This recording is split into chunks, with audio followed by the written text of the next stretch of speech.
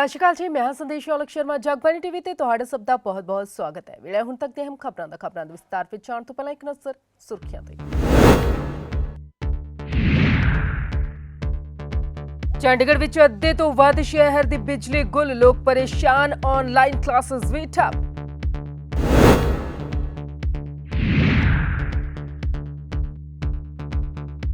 ਬਿਜਲੀ ਕਰਮਚਾਰੀਆਂ ਦੀ ਹੜਤਾਲ ਦਾ ਦਿਖਿਆ ਸੰਪਰਕ ਸੈਂਟਰਾਂ ਤੇ ਅਸਰ, ਹਨੇਰੇ ਵਿੱਚ ਡੁੱਬੇ ਸੈਂਟਰ, ਲੋਕ ਹੋ ਰਹੇ ਪਰੇਸ਼ਾਨ।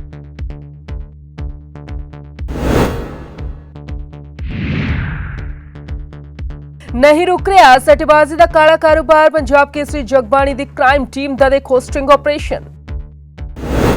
ਤੇ ਹੁਣ ਖਬਰਾਂ ਵਿਸਤਾਰ ਨਾਲ। ਖਬਰਾਂ ਦੀ ਸ਼ੁਰੂਆਤ ਦੇ ਵਿੱਚ ਸਭ ਤੋਂ ਪਹਿਲਾਂ ਗੱਲ ਕਰਦੇ ਹਾਂ ਚੰਡੀਗੜ੍ਹ ਦੇ ਵਿੱਚ ਲੱਗੇ ਪਾਵਰ ਕੱਟ ਦੀ। ਤਾਂ ਤੁਹਾਨੂੰ ਦੱਸ ਦਈਏ ਕਿ ਬਿਜਲੀ ਕਰਮਚਾਰੀਆਂ ਵੱਲੋਂ ਪਹਿਲਾਂ ਹੀ ਐਲਾਨ ਕਰ ਦਿੱਤਾ ਗਿਆ ਸੀ 72 ਘੰਟੇ ਦੀ ਹੜਤਾਲ ਦਾ, ਜਿਸ ਦੇ ਚੱਲਦਿਆਂ ਚੰਡੀਗੜ੍ਹ ਦੇ ਵਿੱਚ ਅੱਧੇ ਤੋਂ ਵੱਧ ਸ਼ਹਿਰ ਦੇ ਵਿੱਚ ਬਿਜਲੀ ਗੁੱਲ ਰਹੀ, ਜਿਸ ਦੇ ਕਰਕੇ ਲੋਕਾਂ ਨੂੰ ਕਾਫੀ ਪਰੇਸ਼ਾਨੀਆਂ ਦਾ ਸਾਹਮਣਾ ਕਰਨਾ ਪਿਆ।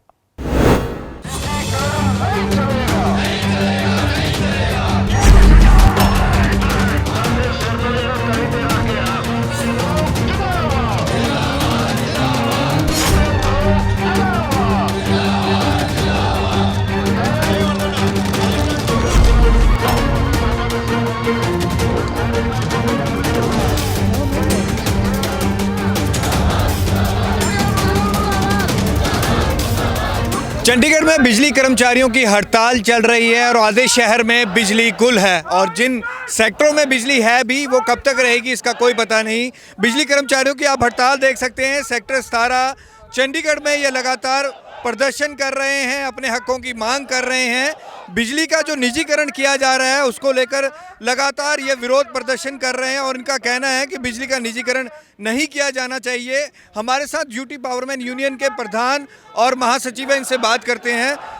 सर, जो ये प्रदर्शन आप कर रहे हैं, शहर में आधे से ज़्यादा सेक्टरों में बिजली गुल है कल रात से, किस तरह से ये आपका प्रदर्शन है और क्या आपकी मांग है?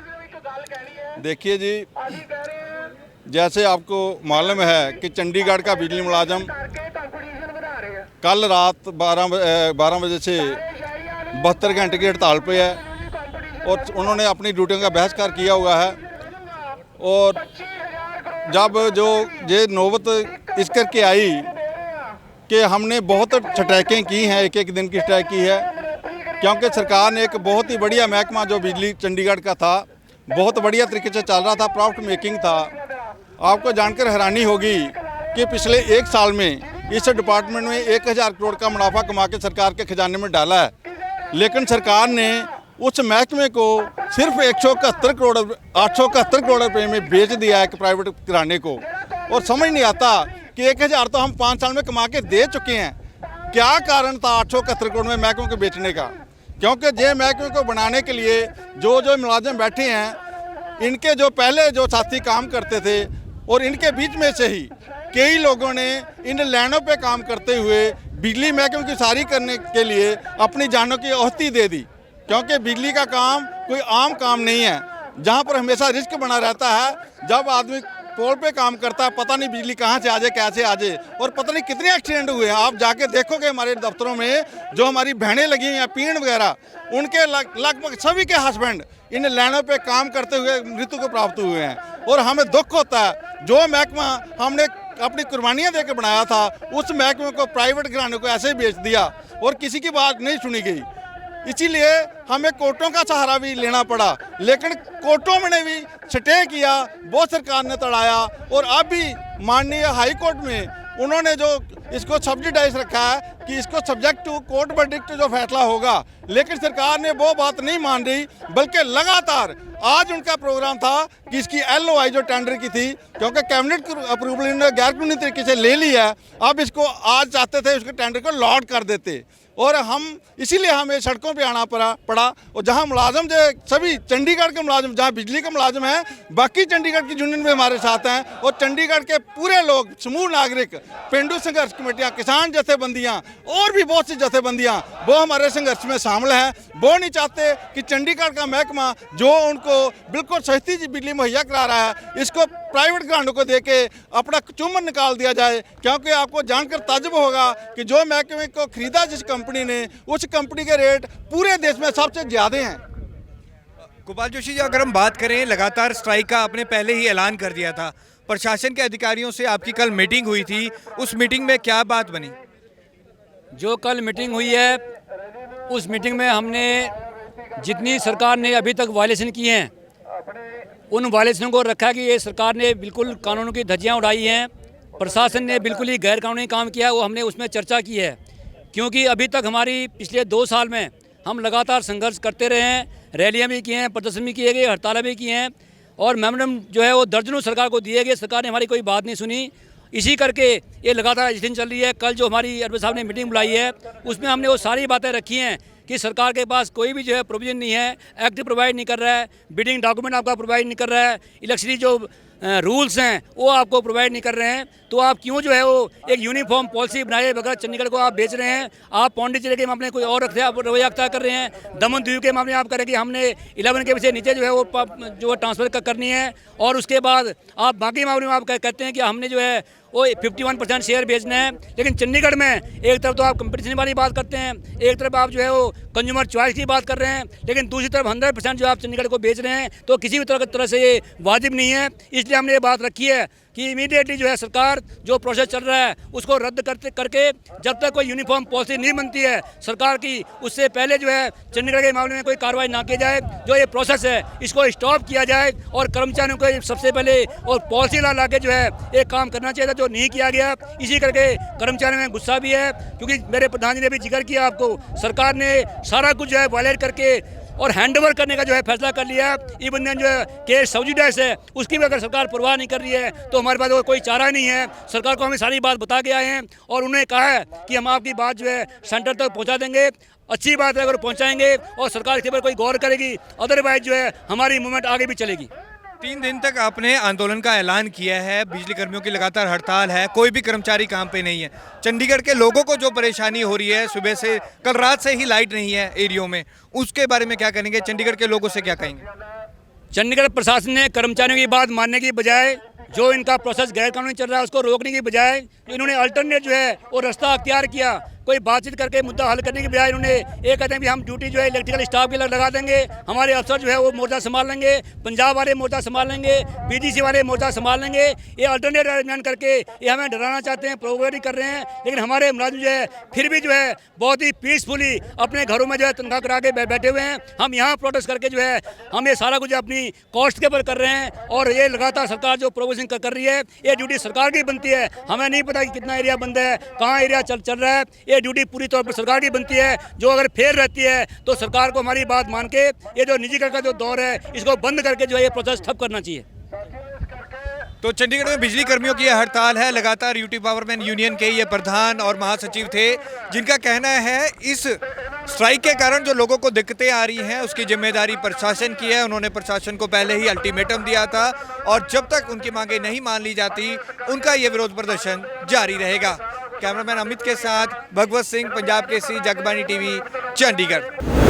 ਚੰਡੀਗੜ੍ਹ ਦੇ ਵਿੱਚ ਜਿੱਥੇ ਲੋਕ ਘਰਾਂ ਦੀ ਬਿਜਲੀ ਨਾ ਹੋਣ ਕਰਕੇ ਪਰੇਸ਼ਾਨ ਹਨ ਤਾਂ ਉੱਥੇ ਤੁਹਾਨੂੰ ਇਹ ਵੀ ਦੱਸ ਦਈਏ ਕਿ ਚੰਡੀਗੜ੍ਹ ਦੀਆਂ ਸੜਕਾਂ ਦੇ ਉੱਪਰ ਲਾਈਟ ਪੁਆਇੰਟਸ ਦੇ ਉੱਪਰ ਵੀ ਲਾਈਟਸ ਕੰਮ ਨਹੀਂ ਕਰ ਰਹੀਆਂ, ਜਿਸ ਦੇ ਕਰਕੇ ਟ੍ਰੈਫਿਕ ਦੀ ਵੀ ਸਮੱਸਿਆ ਹੈ ਤੇ ਲੋਕ ਇੱਥੇ ਵੀ ਕਾਫੀ ਜ਼ਿਆਦਾ ਪਰੇਸ਼ਾਨ ਹੋ ਰਹੇ ਨੇ। ਅਜਿਹੇ ਵਿੱਚ ਰਾਤ ਜਿਵੇਂ ਹੋਈ ਹੈ ਲੋਕਾਂ ਦੀ ਪਰੇਸ਼ਾਨੀ ਹੋਰ ਜ਼ਿਆਦਾ ਵਧੀ ਹੈ ਤੇ ਕੀ ਕੁਝ ਕਹਿਣਾ ਹੈ ਮੇਅਰ ਦਾ, ਸੁਣ ਲੈਂਦੇ।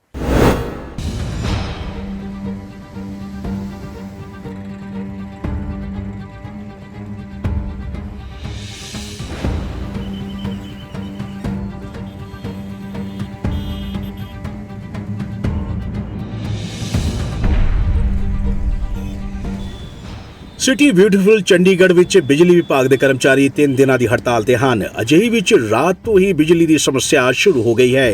ਹੁਣ ਇਹ ਪਰੇਸ਼ਾਨੀ ਸ਼ਹਿਰ ਦੇ ਲੋਕਾਂ ਨੂੰ ਅਗਲੇ 72 ਘੰਟਿਆਂ ਤੱਕ ਝੇਲਣੀ ਪਏਗੀ। ਉੱਥੇ ਸਵੇਰ ਤੋਂ ਹੀ ਸ਼ਹਿਰ ਦੀ ਜ਼ਿਆਦਾਤਰ ਟ੍ਰੈਫਿਕ ਲਾਈਟਾਂ ਵੀ ਬੰਦ ਪਈਆਂ ਹਨ, ਜਿਸ ਦੇ ਨਾਲ ਆਵਾਜਾਈ ਵਿਵਸਥਾ ਵਿਗੜਦੀ ਜਾ ਰਹੀ ਹੈ। ਹਾਲਾਂਕਿ ਚੁਰਾਹਿਆਂ ਉੱਤੇ ਟ੍ਰੈਫਿਕ ਪੁਲਿਸ ਦੇ ਜਵਾਨ ਟ੍ਰੈਫਿਕ ਨੂੰ ਸੰਭਾਲਣ ਵਿੱਚ ਜੁਟੇ ਹੋਏ ਹਨ। ਟ੍ਰੈਫਿਕ ਲਾਈਟਾਂ ਬੰਦ ਹੋਣ ਤੋਂ ਸ਼ਹਿਰ ਦੇ ਜ਼ਿਆਦਾਤਰ ਚੁਰਾਹਿਆਂ ਤੇ ਚਾਰੋਂ ਪਾਸੇ ਤੋਂ ਵਾਹਨਾਂ ਦੇ ਆਉਣ ਨਾਲ ਜਾਮ ਵਰਗੇ ਹਾਲਾਤ ਪੈਦਾ ਹੋ ਗਏ ਹਨ। ਸਵੇਰੇ ਦਫ਼ਤਰਾਂ ਨੂੰ ਆਉਣ ਵਾਲੇ ਕਰਮਚਾਰੀਆਂ ਨੂੰ ਟ੍ਰੈਫਿਕ ਜਾਮ ਤੋਂ ਦੋ ਚਾਰ ਹੋਣਾ ਪੈ ਰਿਹਾ ਹੈ। ਹਾਲੇ ਆਉਣ ਵਾਲੇ ਸਮੇਂ ਵਿੱਚ ਇਹ ਹਾਲਾਤ ਹੋਰ ਗੰਭੀਰ ਹੋ ਜਾਣਗੇ। ਲਗਭਗ ਚੰਡੀਗੜ੍ਹ ਦੀ ਹਰ ਲਾਈਟ ਪੁਆਇੰਟ ਉੱਤੇ ਇਹੀ ਨਜ਼ਾਰਾ ਦੇਖਣ ਨੂੰ ਮਿਲਿਆ ਹੈ।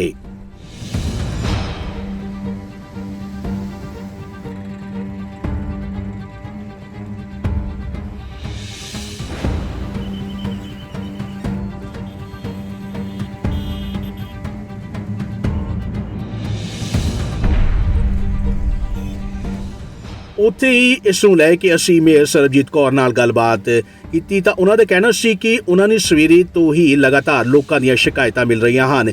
ਕਈ ਏਰੀਆ ਵਿੱਚ ਬਿਲਕੁਲ ਵੀ ਲਾਈਟ ਨਹੀਂ ਹੈ, ਜਿਸ ਦੇ ਕਾਰਨ ਕਈ ਏਰੀਆ ਵਿੱਚ ਤਾਂ ਪਾਣੀ ਤੱਕ ਨਹੀਂ ਆ ਰਿਹਾ, ਜਿਸ ਨੂੰ ਲੈ ਕੇ ਪ੍ਰਸ਼ਾਸਨ ਅਤੇ ਅਧਿਕਾਰੀਆਂ ਨਾਲ ਗੱਲਬਾਤ ਕੀਤੀ ਜਾ ਰਹੀ ਹੈ ਅਤੇ ਉਹ ਚਾਹੁੰਦੇ ਹਨ ਕਿ ਇਸ ਦਾ ਕੋਈ ਨਾ ਕੋਈ ਹੱਲ ਕੱਢਿਆ ਜਾਏ, ਕਿਉਂਕਿ ਬਿਜਲੀ ਕਰਮਚਾਰੀ ਵੀ ਜੋ ਪ੍ਰਦਰਸ਼ਨ ਕਰ ਰਹੇ ਹਨ ਉਹਨਾਂ ਦਾ ਅਧਿਕਾਰ ਹੈ, ਪਰ ਅਧਿਕਾਰੀਆਂ ਵੱਲੋਂ ਉਹਨਾਂ ਨੂੰ ਭਰੋਸਾ ਦਿੱਤਾ ਗਿਆ ਹੈ ਕਿ ਇਸ ਦਾ ਕੋਈ ਨਾ ਕੋਈ ਹੱਲ ਕੱਢਿਆ ਜਾਏਗਾ। ਮੈਂ ਕਹਿਣਾ ਚਾਹਾਂਗੀ ਕਿ ਬਿਜਲੀ ਕਰਮਚਾਰੀਆਂ ਦਾ ਸਟ੍ਰਾਈਕ ਕਰਨਾ ਉਹਨਾਂ ਦਾ ਰਾਈਟ ਹੈ, ਹੱਕ ਹੈ, ਪਰ ਚੰਡੀਗੜ੍ਹ ਦੀ ਜਨਤਾ ਨੂੰ ਇੰਨਾ ਪਰੇਸ਼ਾਨ ਕਰਕੇ ਉਹ ਕਿਸੇ ਚੀਜ਼ ਦਾ ਹੱਲ ਨਹੀਂ ਹੈਗਾ। ਅਸੀਂ ਬੈਠ ਕੇ ਵੀ ਗੱਲ ਕਰ ਸਕਦੇ ਹਾਂ ਆਰਾਮ ਨਾਲ, ਤੁਹਾਨੂੰ ਪੂਰਾ ਆਸ਼ਵਸਤ ਵੀ ਕੀਤਾ ਜਾਏਗਾ, ਪਰ ਦੇਖੋ ਉਹਨਾਂ ਦੇ ਸਟ੍ਰਾਈਕ ਕਰਕੇ ਕਿੰਨੇ ਲੋਕ ਪਰੇਸ਼ਾਨ ਹੋ ਰਹੇ ਨੇ ਚੰਡੀਗੜ੍ਹ ਦੇ। ਕੁਝ ਲੋਕ ਜੋ ਬਿਮਾਰ ਨੇ, ਆਕਸੀਜਨ 'ਤੇ ਨੇ, ਉਹਨਾਂ ਦੀ ਕੀ ਕੰਡੀਸ਼ਨ ਹੋਏਗੀ ਤੁਸੀਂ ਆਪ ਸੋਚ ਸਕਦੇ ਹੋ। ਅਤੇ ਟ੍ਰੈਫਿਕ ਕਿੰਨਾ ਪ੍ਰਭਾਵਿਤ ਹੋਇਆ ਹੈ ਕਿ ਗੱਡੀਆਂ ਆਉਣ ਜਾਣਾ, ਕਿਉਂਕਿ ਲਾਈਟਸ ਨਹੀਂ ਹੈਗੀ, ਉਹਦੇ ਕਰਕੇ ਕਿੰਨੀ ਪਰੇਸ਼ਾਨੀ ਆ ਰਹੀ ਹੈ। ਹਾਂਜੀ, ਸਾਰੀ ਫੈਕਟਰੀਆਂ 'ਚ ਵੀ ਬੰਦ ਹੈ, ਇਵਨ ਇੰਟਰਨੈਟ ਵੀ ਤੁਸੀਂ ਲਾ ਲਓ, ਉਹ ਵੀ ਬੰਦ ਹੋ ਰਿਹਾ।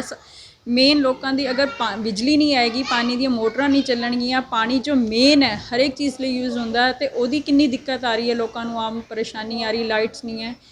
ਅਤੇ ਮੈਂ ਇਹੀ ਕਹੂੰਗੀ ਕਿ ਇਹ ਕੋਈ ਸੋਲਿਊਸ਼ਨ ਨਹੀਂ ਹੈ। ਸਾਨੂੰ ਸਾਰਿਆਂ ਨੂੰ ਬੈਠ ਕੇ ਆਪਣੇ ਚੰਡੀਗੜ੍ਹ ਲਈ ਸੋਚਣਾ ਚਾਹੀਦਾ ਹੈ ਕਿ ਅਸੀਂ ਸਟ੍ਰਾਈਕ ਕਰ ਰਹੇ ਹਾਂ, ਪਰ ਉਹਦਾ ਅਸਰ ਸਾਡੇ ਵਰਗੇ ਆਮ ਜੋ ਬੰਦੇ ਨੇ ਉਹਨਾਂ 'ਤੇ ਹੋ ਰਿਹਾ ਹੈ। ਦੇਖੋ, ਅਸੀਂ ਹਰਿਆਣਾ ਅਤੇ ਪੰਜਾਬ ਉਹਨਾਂ ਨਾਲ ਗੱਲ ਕੀਤੀ ਹੈ ਕਿ ਅਗਰ ਵੀ 400 ਕਰਮਚਾਰੀ ਅਸੀਂ ਬੁਲਾਏ ਨੇ।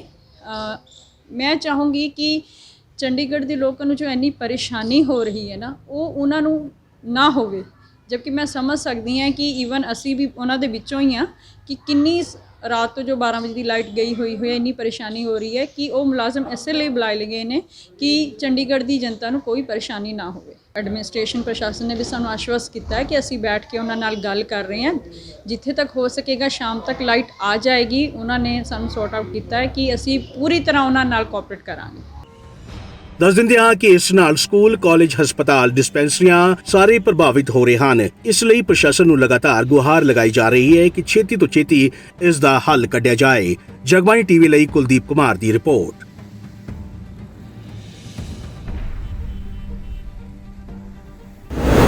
ਬਿਜਲੀ ਕਰਮਚਾਰੀਆਂ ਦੀ ਹੜਤਾਲ ਦਾ ਅਸਰ ਸੰਪਰਕ ਸੈਂਟਰਾਂ ਤੇ ਵੀ ਦੇਖਣ ਨੂੰ ਮਿਲਿਆ। ਸੰਪਰਕ ਸੈਂਟਰ ਦੇ ਵਿੱਚ ਕਰਮਚਾਰੀ ਇਸ ਗੱਲ ਤੋਂ ਪਰੇਸ਼ਾਨ ਸੀ ਕਿ ਲੋਕ ਉੱਥੇ ਪਹੁੰਚ ਰਹੇ ਨੇ ਪਰ ਕੰਮ ਨਹੀਂ ਹੋ ਪਾ ਰਿਹਾ ਕਿਉਂਕਿ ਬਿਜਲੀ ਹੀ ਨਹੀਂ।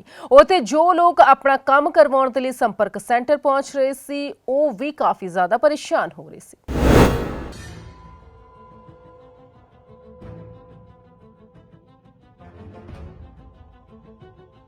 ਚੰਡੀਗੜ੍ਹ ਵਿੱਚ ਬਿਜਲੀ ਕਰਮਚਾਰੀਆਂ ਦੀ ਹੜਤਾਲ ਦਾ ਅਸਰ ਹੁਣ ਦਿਖਣ ਲੱਗਿਆ ਹੈ, ਜਿੱਥੇ ਚੰਡੀਗੜ੍ਹ ਦੇ ਸੰਪਰਕ ਸੈਂਟਰ ਵੀ ਬਿਜਲੀ ਗੁੱਲ ਹੋਣ ਦੇ ਕਰਕੇ ਹਨੇਰੇ ਵਿੱਚ ਡੁੱਬੇ ਹੋਏ ਨੇ।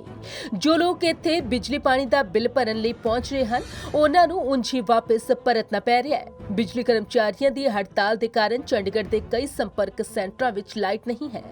ਚੰਡੀਗੜ੍ਹ ਦੇ ਸੰਪਰਕ ਸੈਂਟਰਾਂ ਦਾ ਸਾਡੀ ਟੀਮ ਵੱਲੋਂ ਦੌਰਾ ਕੀਤਾ ਗਿਆ ਤਾਂ ਉੱਥੇ ਕੰਮ ਕਰਨ ਵਾਲੇ ਕਰਮਚਾਰੀਆਂ ਦਾ ਕਹਿਣਾ ਸੀ ਕਿ ਲਾਈਟ ਨਹੀਂ ਹੈ, ਇਸ ਲਈ ਕੰਮ ਨਹੀਂ ਹੋ ਪਾ ਰਿਹਾ। ਇਸ ਲਈ ਲੋਕ ਸੰਪਰਕ ਸੈਂਟਰ ਵਿੱਚ ਨਾ ਆਉਣ ਅਤੇ ਜੋ ਲੋਕ ਸੰਪਰਕ ਸੈਂਟਰ ਆ ਰਹੇ ਹਨ, ਉਹ ਉਹਨਾਂ ਨੂੰ ਵਾਪਸ ਭੇਜ ਰਹੇ ਨੇ। ਉੱਥੇ ਜਿਹੜੇ ਲੋਕ ਆਪਣੇ ਅਧੂਰੇ ਕੰਮਾਂ ਲਈ ਸੰਪਰਕ ਸੈਂਟਰ ਆ ਰਹੇ ਹਨ, ਉਹਨਾਂ ਨੂੰ ਵੀ ਨਿਰਾਸ਼ ਹੋ ਕੇ ਵਾਪਸ ਜਾਣਾ ਪੈ ਰਿਹਾ ਹੈ। ਉਹਨਾਂ ਦਾ ਕਹਿਣਾ ਹੈ ਕਿ ਉਹ ਆਪਣੇ ਬਿਜਲੀ ਅਤੇ ਪਾਣੀ ਦਾ ਬਿੱਲ ਭਰਨ ਲਈ ਆਏ ਸੀ, ਪਰ ਉਹਨਾਂ ਨੂੰ ਨਹੀਂ ਲੱਗਦਾ ਕਿ ਬਿੱਲ ਭਰਿਆ ਜਾਵੇਗਾ। ਹਾਂਜੀ ਸਰ, ਅਸੀਂ ਇਹ ਸੁਵਿਧਾ ਕੇਂਦਰ 'ਚ ਆਏ ਸੀਗੇ ਜੀ। 7 ਸੰਪਰਕ ਸੈਂਟਰ 7 'ਚ ਘੁੰਮੇ ਆਏ, 18 'ਚ ਘੁੰਮੇ ਆਏ, 17 ਦੇ ਵਿੱਚ ਘੁੰਮੇ ਆਏ ਜੀ। ਸਵੇਰ ਦੇ 1.5-2 ਘੰਟਾ ਹੋ ਗਿਆ ਘੁੰਮਦਿਆਂ ਨੂੰ। ਸਭ ਬਿਜਲੀ ਬੰਦ ਆ, ਕਿਤੇ ਨਹੀਂ ਮਿਲ ਰਿਹਾ, ਪਰੇਸ਼ਾਨ ਹੋ ਰਿਹਾ। ਅੱਜ ਦੀ ਡੇਟ ਆ ਸਾਡੀ, ਉਹ ਲੰਘ ਜਾਣੀ ਹੈਗੀ। ਕੀ ਕੰਮ ਕਰਾਉਣਾ ਹੈ? ਕੰਮ ਰਜਿਸਟਰੀ ਦਾ ਕਰਾਉਣਾ ਸੀਗਾ ਜੀ, ਲੋਨ ਦਾ ਬੈਂਕ ਤੋਂ। ਉਹ ਅੱਜ ਡੇਟ ਦੇਣੀ ਜ਼ਰੂਰੀ ਸੀਗੀ, ਉਹਨਾਂ ਨੂੰ ਚੈੱਕ ਦੇਣਾ। ਉਹ ਧੱਕੇ ਖਾ ਰਿਆਂਗੇ ਹੁਣ, ਕਿਤੇ ਕੁਝ ਨਹੀਂ ਮਿਲ ਰਿਹਾ। ਕਿੰਨੀ ਮੁਸ਼ਕਿਲ ਹੋ ਰਹੀ ਹੈ? ਬਹੁਤ ਮੁਸ਼ਕਿਲ। ਕਿ ਇਸ ਤੋਂ ਵੱਧ ਕਿਆ ਹੋਊਗੀ ਸਰ, ਇਸ ਤੋਂ ਵੱਧ ਮੁਸ਼ਕਿਲ ਕਿਆ ਹੋਗੀ। ਸਾਰੇ ਘੁੰਮੇ ਆਏ, 2-3 ਘੰਟੇ ਹੋ ਗਏ ਔਰ ਮਿਲ ਵੀ ਨਹੀਂ ਰਿਹਾ, ਕਿਤੋਂ भी नहीं मिल रहा। आज की डेट लांगी तो बस हमारा काम इतना खत्म हो जाएगा, खराब, कई लाख रुपए का। क्या करें जी? बिजली जमा कराना है जी। बिजली का बिल जमा कराना है? हाँ। आज की कह रहे हैं बिजली नहीं है ही नहीं, बिजली कहीं भी नहीं। कितनी मुश्किल आ रही है? मुश्किल ही है जी, अब तो मुश्किल ही है। कई संपर्क सेंटर घूम चुके हैं तुसीं? हाँ हर जगह पे बिजली नहीं। 27 में भी नहीं है, इधर भी नहीं है, 18 में भी नहीं है, कहीं भी नहीं बिजली। पूरे चंडीगढ़ में कहीं नहीं है, चंडीगढ़ में बिजली। ਦੱਸ ਦਈਏ ਕਿ ਬਿਜਲੀ ਕਰਮਚਾਰੀਆਂ ਦੀ ਹੜਤਾਲ ਤੇ ਚਲੇ ਜਾਣ ਕਾਰਨ ਲੋਕ ਪਰੇਸ਼ਾਨ ਹਨ। ਦੱਸਿਆ ਜਾ ਰਿਹਾ ਹੈ ਕਿ ਇਹ ਹੜਤਾਲ 22 ਤੋਂ 24 ਯਾਨੀ ਕਿ 72 ਘੰਟਿਆਂ ਲਈ ਕੀਤੀ ਗਈ ਹੈ। ਜਗਬਾਣੀ ਟੀਵੀ ਚੰਡੀਗੜ੍ਹ ਦੇ ਲਈ ਭਗਵਤ ਸਿੰਘ ਦੀ ਰਿਪੋਰਟ।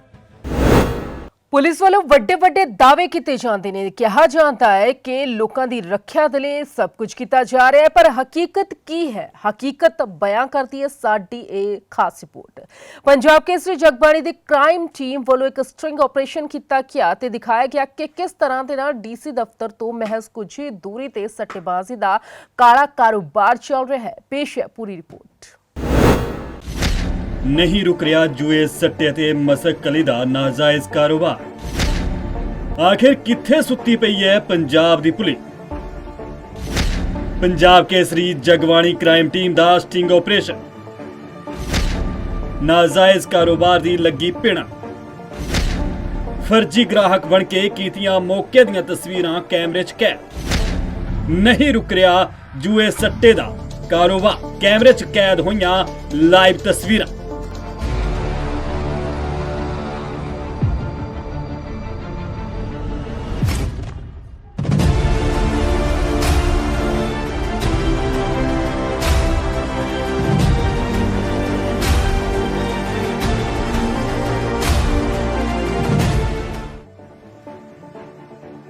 ट्राई सिटी दे विच जुआ सट्टा ते मसक अली दा मक्कड़ जाल रुकण दा ना नहीं लै रहा। इहो जे विच पंजाब दे विच जिथे चोणां दा दौर चल रहा ते दूजे पासे अजे रिजल्ट होना बाकी है ते थां ते पुलिस वालों चौकसी वरती जा रही है, पर उस तो बावजूद भी अवैध काला कारोबार रुकण दा ना नहीं लै रहा ते पंजाब दी राजधानी दे विच किस दी शह तड़ल्ले ते इस कारोबार नूं चलाया जा रहा ਤੇ ਇਸ ਕਾਲੇ ਕਾਰੋਬਾਰ ਨੂੰ ਪੰਜਾਬ ਤੇ ਹਰਿਆਣਾ ਦੀ ਰਾਜਧਾਨੀ ਦੇ ਨਾਲ ਲੱਗਦੇ ਸ਼ਹਿਰ ਮੋਹਾਲੀ ਦੇ ਵਿੱਚ ਚਲਾਇਆ ਜਾ ਰਿਹਾ।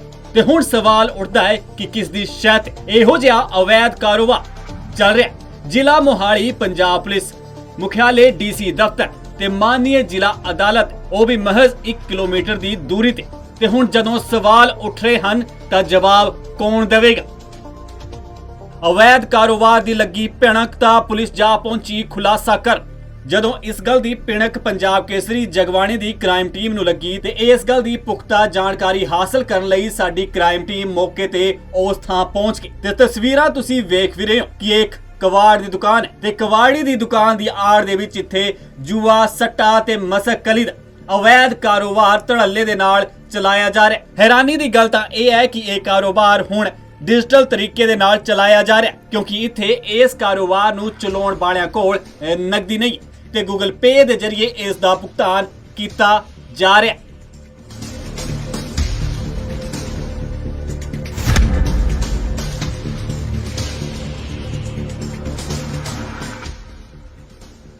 ਜਦੋਂ ਜਗਬਾਣੀ ਦੀ ਟੀਮ ਫਰਜੀ ਗ੍ਰਾਹਕ ਬਣ ਕੇ ਜ਼ਿਲ੍ਹਾ ਮੋਹਾਲੀ ਦੇ ਸੁਹਾਨਾ ਰੋਡ ਤੇ ਬਣੀ ਇਸ ਕਬਾੜੀ ਦੀ ਦੁਕਾਨ ਤੇ ਪਹੁੰਚੀ ਤਾਂ ਉੱਥੇ ਵੱਖ-ਵੱਖ ਕਾਊਂਟਰ ਤੇ ਅਵੈਧ ਕਾਰੋਬਾਰੀ ਜੂਏ ਤੇ ਸੱਟੇ ਦਾ ਨੰਬਰ ਲਗਾ ਰਹੇ ਸੀ।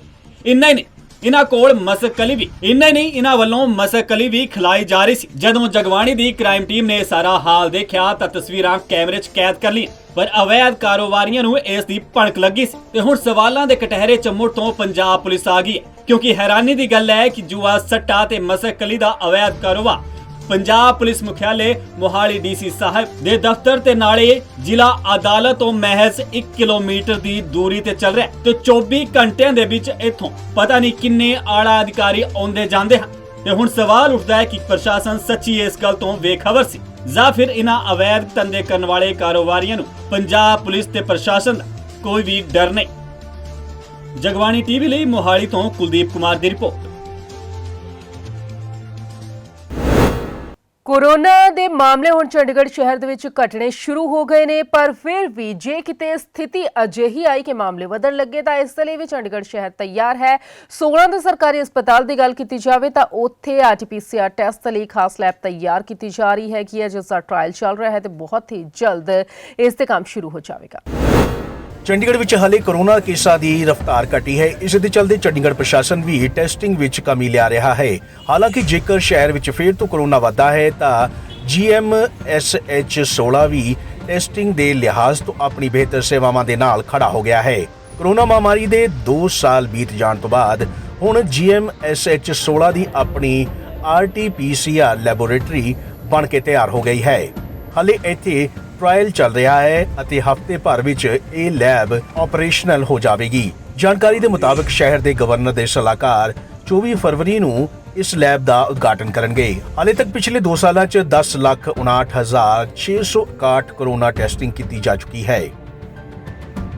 ਇਸ ਲੈਬ ਦੇ ਬਣਨ ਤੋਂ ਬਾਅਦ ਹੁਣ GMSH 200 ਟੈਸਟ ਪ੍ਰਤੀ ਦਿਨ ਦੇ ਹਿਸਾਬ ਨਾਲ ਕਰੇਗਾ। Director health services doctor Suman Singh ਨੇ ਦੱਸਿਆ ਕਿ RT-PCR ਟੈਸਟਿੰਗ ਲਈ ਲੈਬ ਬਣ ਕੇ ਤਿਆਰ ਹੋ ਗਈ ਹੈ। ਫਿਲਹਾਲ ਮਸ਼ੀਨ ਦਾ ਟ੍ਰਾਇਲ ਚੱਲ ਰਿਹਾ ਹੈ। ਸ਼ੁਰੂਆਤੀ ਪੱਧਰ ਤੇ ਰੋਜ਼ਾਨਾ 200 ਟੈਸਟਿੰਗ ਕੀਤੀ ਜਾ ਸਕੇਗੀ। ਇਸ ਤੋਂ ਪਹਿਲਾਂ ਇਹ ਹਸਪਤਾਲ ਕੋਰੋਨਾ ਦੇ ਸੈਂਪਲ ਤਾਂ ਲੈਂਦਾ ਸੀ, ਪਰ ਇਸ ਨੂੰ ਅੱਗੇ ਟੈਸਟਿੰਗ ਲਈ GMCH 32 ਅਤੇ PGI ਉੱਤੇ ਨਿਰਭਰ ਰਹਿਣਾ ਪੈਂਦਾ ਸੀ। ਹਾਲਾਂਕਿ ਐਮਰਜੈਂਸੀ ਹਾਲਾਤਾਂ ਲਈ GMSH 16 ਦੇ ਕੋਲ ਇੱਕ ਮਸ਼ੀਨ ਸੀ, ਜਿਸ ਦੇ ਨਾਲ ਕਰੀਬ 4 ਘੰਟਿਆਂ ਵਿੱਚ ਟੈਸਟਿੰਗ ਦਾ ਨਤੀਜਾ ਆ ਜਾਂਦਾ ਸੀ। ਜਗਬਾਣੀ ਟੀਵੀ ਲਈ ਕੁਲਦੀਪ ਕੁਮਾਰ ਦੀ ਰਿਪੋਰਟ। रुख मौसम का कर लेने ते दस दिने तुहानूं कि अज दा मौसम किस तरह दा रहा। अज बेशक धुप सी पर हवावां नाल चलदियां रहियां। जिथे एक पासे बिजली शहर दे विच नहीं सी तां उत्थे ही इन्हां तेज़ हवावां ने भी लोकां नूं परेशान कीता। तापमान दी जे गल कीती जावे तां अज वध तो वध तापमान 26.0 डिग्री सैल्सियस ते घट्टो घट्ट तापमान 11.3 डिग्री सैल्सियस दर्ज किया गया। ताज़ा इस बुलेटिन दे विच पास नहीं, फिर होवेगी मुलाकात। ताजकाल।